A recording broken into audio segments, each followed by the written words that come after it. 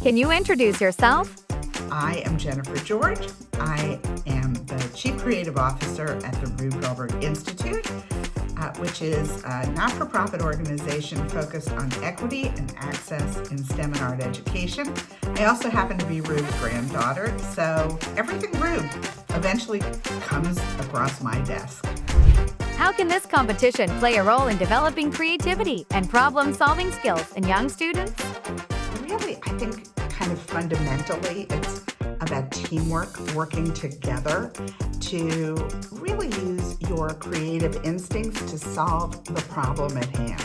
I find today that so much of what we do alone. We do at computer screens. We don't really have an outlet for hands-on problem solving, and therefore it sort of creates a chasm in our social skills and kind of the emotional development kids experience as they are navigating situations in school and how they relate to people in the real world, young and old alike.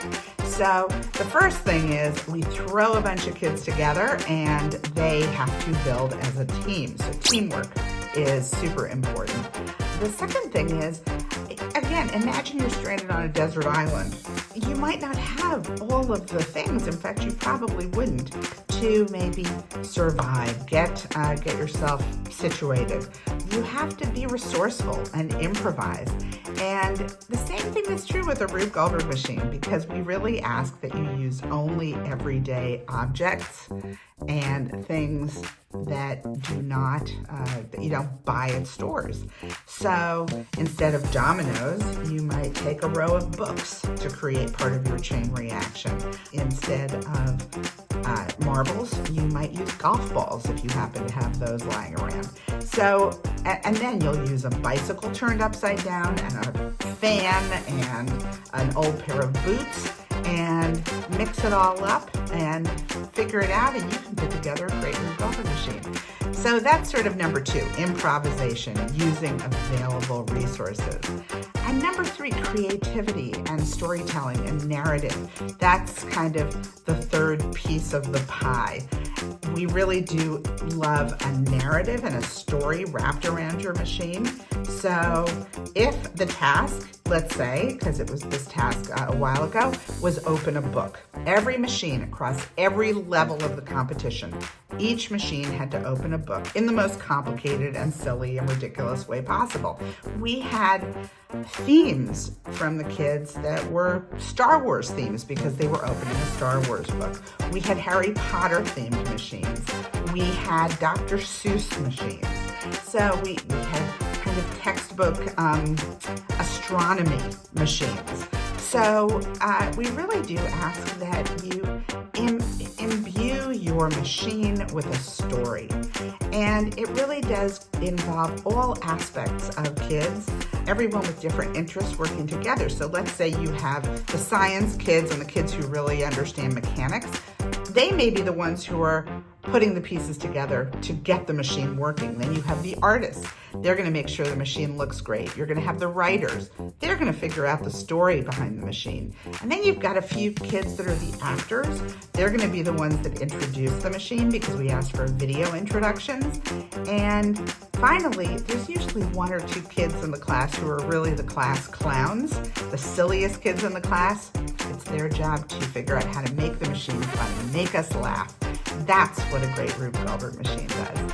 So again, I think if kids have fun with these projects, they actually learn without realizing how much they're learning.